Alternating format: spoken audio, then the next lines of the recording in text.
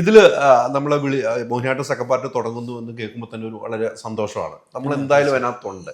പക്ഷെ first part നമുക്ക് പറയുന്നത് തിയേറ്ററിൽ അത്ര കിട്ടി. പക്ഷേ OTT ഭയങ്കര ഹിറ്റ്, എന്തോരം കമന്റുകളും എന്ത് ഇതുമായിരുന്നു. ആ തിയേറ്ററിൽ ഹിറ്റാകാതെ വന്നപ്പോൾ ഒരു മാനസിക ഒരു ബുദ്ധിമുട്ട്, വിഷമം ഉണ്ടായിട്ട് OTT സന്തോഷം ഉണ്ടാകുന്ന ഒരു മുഹൂർത്തം ഉണ്ടായിരുന്നു. എന്തായിരുന്നു ആ സമയത്ത് നമുക്ക് തോന്നിയത്? ഇല്ല, വിഷമം ഉണ്ടായിട്ടുണ്ട് തീർച്ചയായിട്ടും. അത് നമ്മളെ ആ team as a whole team നമുക്ക് എല്ലാവർക്കും നല്ല, അതായത് എക്സ്പെക്ടേഷൻ എന്ന് പറഞ്ഞാൽ നമ്മൾ ഭയങ്കരമായിട്ട് എക്സ്പെക്ട് ചെയ്തിരുന്നില്ല.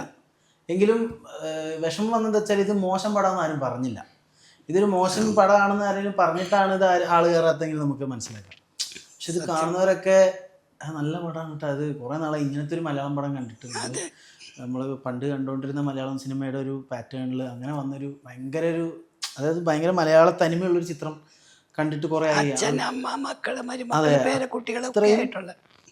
അത്രയും ടു ദ റൂട്ട്സ് ആയിട്ടുള്ള ഒരു സാധനം വന്നിട്ട് കുറേ ആയി. അപ്പോൾ കണ്ടവരൊക്കെ നല്ല അഭിപ്രായം. പക്ഷെ എന്നാലും അതിൻ്റെ നേരെ വിപരീതമാണ് തിയേറ്ററിലുള്ള റെസ്പോൺസ്. നമുക്കത് അതെന്താണ് അതിൻ്റെ എവിടെയാണ് ഇത് നമുക്ക് വാളിയെന്നുള്ളൊരു സാധനം മൊത്തത്തിലുണ്ടായിരുന്നു. ദാസനും എല്ലാവരും അപ്സെറ്റാണ്, സൈജോട്ടൻ പ്രത്യേകിച്ച് എല്ലാവരും വിഷമത്തെ. പക്ഷെ ഇത് വന്നപ്പോൾ നമുക്കത്, ദാസൻ എന്നെ വിളിച്ചിട്ട് അളിയ സെക്കൻഡ് ഉണ്ട് നമുക്ക് പിടിക്കാം എന്ന് പറഞ്ഞപ്പോൾ ദാസന്റെ സംസാരത്തിൽ എനിക്ക് മനസ്സിലായി അവനൊരു വാശി എവിടെയോ കയറിയിട്ടുണ്ടെന്ന് എനിക്ക് മനസ്സിലായി.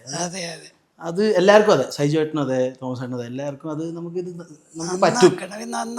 അതെ, ഇത് നമുക്ക് അതായത് നമുക്കൊരു നല്ല പ്രൊഡക്റ്റ് കൊടുക്കാൻ പറ്റുന്നുള്ളതിൽ എന്തായാലും കോൺഫിഡൻ്റ് ആണ്. കാരണം നമുക്ക് നല്ല റെസ്പോൺസാണ് കിട്ടിയത്.